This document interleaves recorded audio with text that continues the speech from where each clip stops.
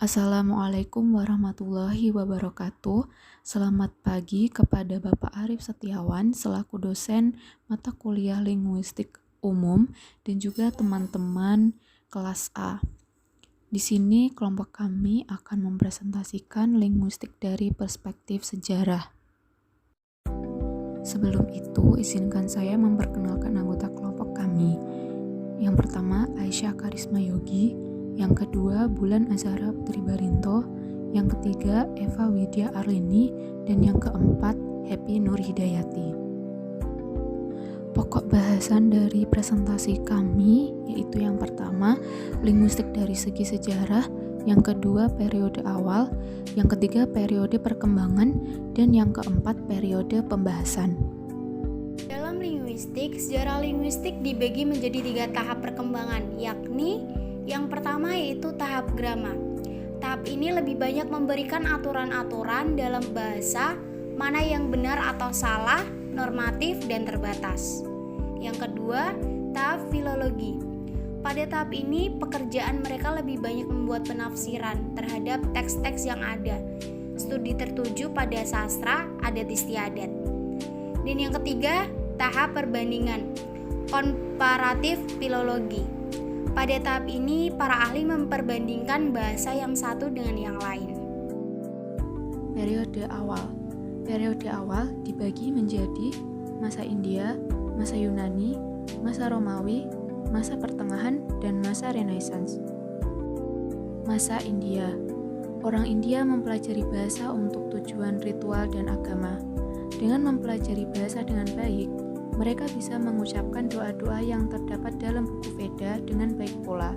Pengucapan yang baik tersebut diharapkan dapat mengabulkan doa-doa yang disampaikan kepada dewa. Abjad yang digunakan adalah abjad Brahmi, yakni abjad yang telah ada sejak abad ke-5 sebelum Masehi. Abjad ini merupakan ciptaan dari kaum Brahmana yang memiliki sifat cerdik. Abjad ini terdiri dari 46 huruf yang kemudian digunakan sebagai dasar untuk menyusun tata bahasa oleh Panini. Selanjutnya, pada masa Yunani, para filosof di Yunani lebih mempersoalkan tentang mengapa terjadi peristiwa-peristiwa dalam bahasa. Mereka memiliki pandangan tentang bahasa dilihat dari segi filsafat.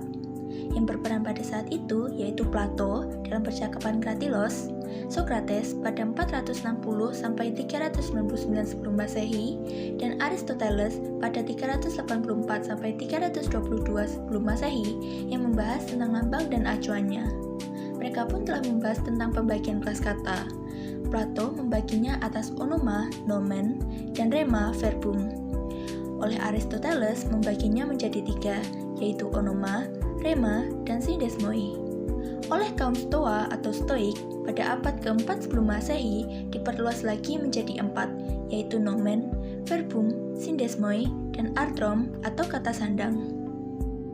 Oleh kaum Alexandrian, yang terkenal pada saat itu antara lain Dionysius Trax, pembagian atas 4 kelas tadi dibagi kembali menjadi 8, yakni onoma atau kata benda, rema atau kata kerja, etos C atau partisipal, artron atau kata sandang, antonimia atau kata ganti, protesis atau kata depan, epirema atau kata keterangan, dan sindesmoi atau kata sambung. Selanjutnya yaitu masa Romawi. Pada masa Romawi, kelas kata yang 8 tadi bertambah 1, yaitu kelas numeralia, sehingga berubah menjadi 9. Tokoh Romawi yang membahas linguistik bahasa Latin adalah Varro. Selain Varro, juga terdapat Prisia yang kemudian dikenal dengan bahasa sebagai peletak dasar tata bahasa Prisia. Pada masa Romawi berkembang pula kebudayaan Yunani yang disebut Helenisme. Pengaruh Helenisme terdapat pada Alexandria, di mana ilmu pengetahuan disoroti sebagai ilmu Stoa atau Stoik. Berikutnya yaitu masa pertengahan. Ciri utama masa ini adalah peranan utama yang dipegang oleh sistem pendidikan Latin. Yang berkembang pada masa pertengahan ini ialah skolastik. Skolastik adalah suatu cara mempelajari ilmu yang diperoleh di biara-biara atau sekolah-sekolah. Pada masa pertengahan ini, perhatian lebih banyak ditunjukkan kepada bahasa bangsa Romawi, meskipun kerajaan Romawi telah lenyap. Pada masa pertengahan, ada dua hal yang perlu dikemukakan sehubung dengan perkembangan linguistik, yaitu modistae dan tata bahasa spekulatif. Kaum modistae mengagung-agungkan unsur sematik, sedangkan tugas tata bahasa spekulitatif ialah menemukan prinsip tempat kata sebagai tanda yang dihubungkan pada saat pihak dengan intelek manusia dan pada pihak lain dihubungkan dengan referensinya. Masa Renaissance. Renaissance adalah masa kehidupan kembali usaha mempelajari zaman kuno, baik mengenai keseniannya, filsafat, dan sastra yang lahir pada abad 16 dan 17. Pada masa Renaissance, yang sangat berpengaruh adalah humanisme atau kemanusiaan. Humanisme merupakan prinsip pendidikan yang menggunakan bahasa kuno sebagai dasar studi. Jadi, mempelajari bahasa dan kebudayaan klasik dengan tujuan pedagogis dan ilmiah. Akibatnya, timbul keinginan untuk menyelidiki sendiri kebudayaan kuno bangsa Yunani dan Romawi dan menolak Vulgata. Dengan kata lain, timbul hasrat untuk mempelajari bahasa daerah, bahkan kitab Injil yang ditulis dalam bahasa Yunani dan Ibrani diterjemahkan ke dalam bahasa daerah. Masa perkembangan. Periode perkembangan bahasa harus diselidiki sebagai bahasa, maka mulai ada pemikiran untuk menjadikan linguistik sebagai ilmu yang otonom. Bahasa dipelajari sebagai objek dan bukan alat. Pendekatan yang dipakai tidak lagi berorientasi pada filsafat, melainkan lebih tertuju pada apa adanya. Untuk menelusuri perkembangan linguistik pada periode ini, dilihat dari kemajuan pada tiap abad, mulai dari perkembangan abad ke-18. Melanjutkan kembali abad sebelumnya, pada abad ke-18 dilakukan pengumpulan bahasa secara besar-besaran yang dilakukan oleh para misionaris. Sarjana yang berperan antara lain P.S. Pallas dengan bantuan Ratu Rusia Katarina II mengumpulkan kata-kata dari 272 bahasa di Eropa, Asia, dan Amerika. Selanjutnya ada Lorenzo Hervasi Panduro membuat ikhtisar tata bahasa dari 300 bahasa yang 40 diantaranya adalah bahasa Indian Amerika. Sarjana lain yang bergerak dalam ilmu bahasa antara lain ada G.W. Leibniz menguraikan kekeluargaan bahasa-bahasa di Eropa dan Asia. Selanjutnya ada Lambert dan Kate melakukan penelitian secara historis yang dititik beratkan pada perubahan bunyi.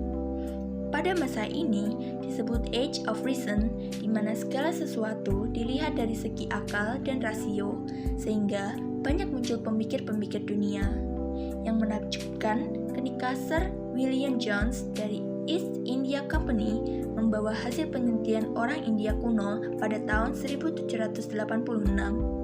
Ia mengungkapkan hubungan antara bahasa Sanskerta, bahasa Yunani, Latin, dan bahasa-bahasa Jerman yang lain.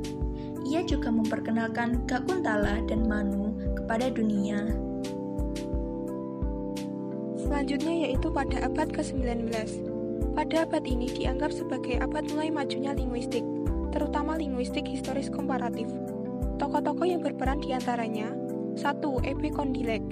Ia berpendapat bahwa asal mula bahasa berpangkal pada bunyi alamiah berupa teriakan yang keras. Kemudian yang kedua, Johann Gottfried Herder 1744 sampai 1804. Herder menyatakan bahwa bahasa tak mungkin berasal dari Tuhan karena bahasa terlalu buruk dan tidak sesuai logika. Yang ketiga yaitu Friedrich von Schlegel dan A.W. Schlegel. Menurut pendapat F. von Schlegel ada dua kelompok bahasa, yakni yang pertama, bahasa yang bermacam-macam makna ditentukan oleh perubahan bunyi dalam root atau bahasa fleksi. Yang kedua yaitu bahasa yang bermacam-macam makna yang disebabkan oleh afiks atau bahasa afiks. Kemudian A.W. Schlegel 1767 sampai 1845 membuat klasifikasi bahasa menjadi tiga, yaitu bahasa tanpa struktur kata, bahasa yang menggunakan afiks, dan bahasa berfleksi. Selanjutnya yaitu yang keempat, Wilhelm von Humboldt 1767 sampai 1835 membuat beranggapan bahwa bahasa tidaklah terjadi karena sangat dibutuhkan. Selanjutnya, Humboldt mengatakan, tiap perbuatan menimbulkan kesan, tiap kesan menjadi menjadi objek pemikiran dan tiap objek menjadi pernyataan.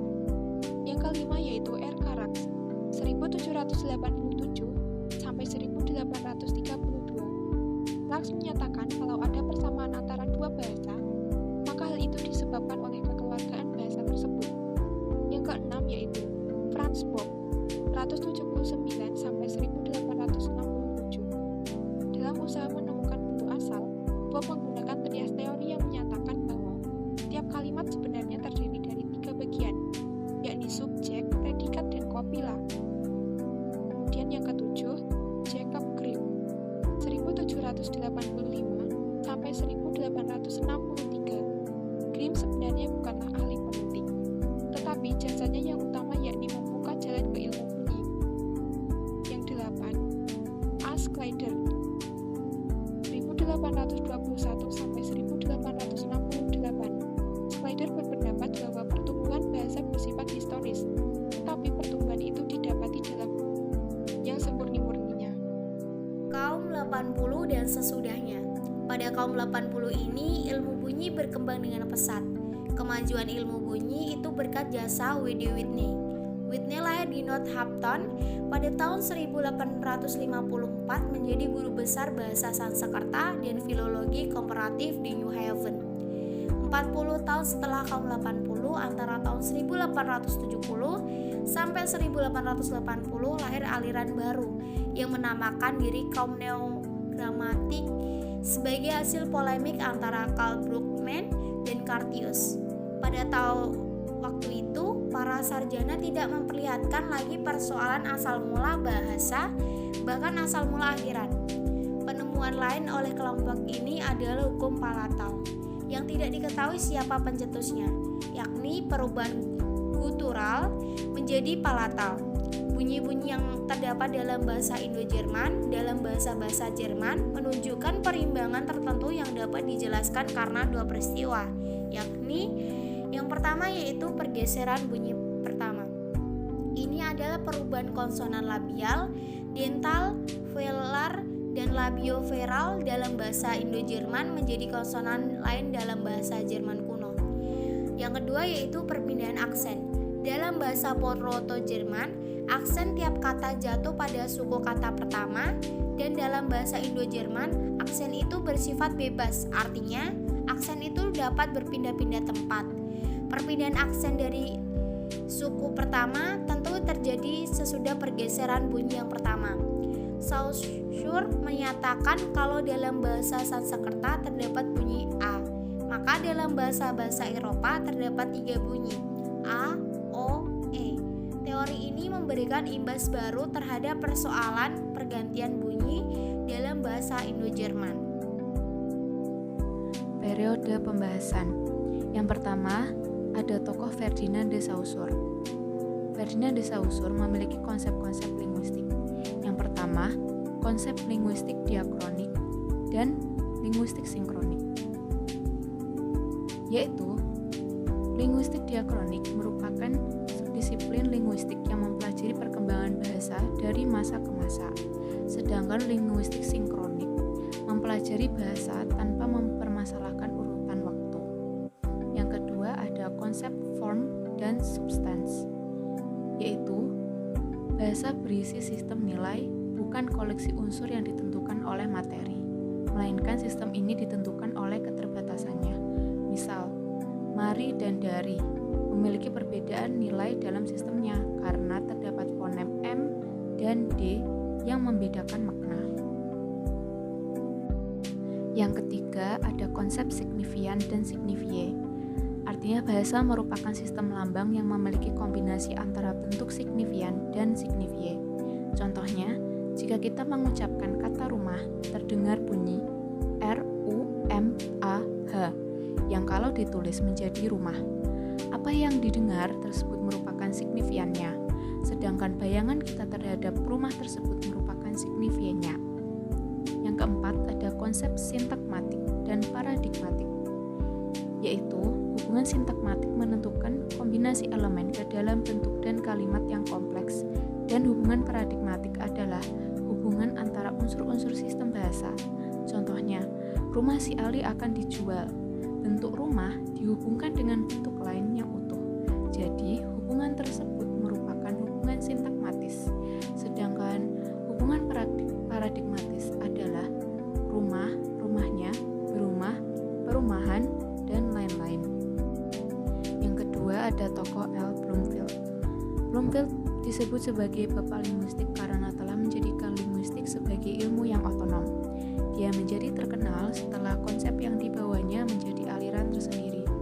Konsep aliran tersebut adalah aliran Bloomfield atau aliran struktural. Aliran struktural tersebut kemudian berkembang lagi menjadi aliran takmeme yang akan dibahas oleh Kenneth L. Pike. Yang ketiga, ada tokoh Kenneth L. Pike. Pandangan Kenneth L. Pike bermula dari paham Bloomfield, yaitu aliran takmeme. Paham takmeme tersebut ditekankan pada proses penemuan yang menurut Pike tidak bersifat mekanis, tetapi terdapat elemen-elemen intuisi di dalamnya. Yang dimaksud dengan takmeme adalah korelasi fungsi gramatikal atau slot dengan kelas item yang saling menggantikan yang mengisi slot. Sedangkan yang dimaksud dengan slot adalah posisi dalam bingkai konstruksi atau yang bisa disebut dengan S, P, O, dan K. Yang keempat, ada tokoh Noam Chomsky. Noam Chomsky melihat bahwa pendekatan yang dipergunakan oleh Bloomfield dan pengikut-pengikutnya, yakni pendekatan IC, perlu disempurnakan. Dalam bukunya yang kedua berjudul Aspects of the Theory of Syntax, menampakkan pendiriannya yang tegas, yakni keluar dari Bloomfieldian. Teorinya terkenal dengan nama tata bahasa transformasi, atau tata bahasa generatif. Yang kelima ada tokoh Charles Fillmore. Fillmore menyusun teori sintaksisnya berdasarkan kasus yang oleh Verhaer diistilahkan dengan peran. Seperti kita ketahui, hanya bahasa-bahasa tertentu yang mempunyai kategori kasus. Bahasa-bahasa tertentu itu terutama bahasa-bahasa fleksi seperti bahasa Sanskerta, Jerman, Inggris, dan Latin. Dalam kategori kasus, kita mengenal kasus nominatif, accusatif, ablative, dative, instrumentalis, locatif, genetif. Bahasa Indonesia tidak mengenal kasus, oleh karena itu tidak ada contoh dalam kategori kasus. Fillmore mengemukakan dua asumsi untuk menjelaskan teorinya dalam artikel The Case for Case. Kedua asumsi tersebut adalah yang pertama, the century of syntax, dan yang kedua, the importance of covered categories. Sekian, terima kasih.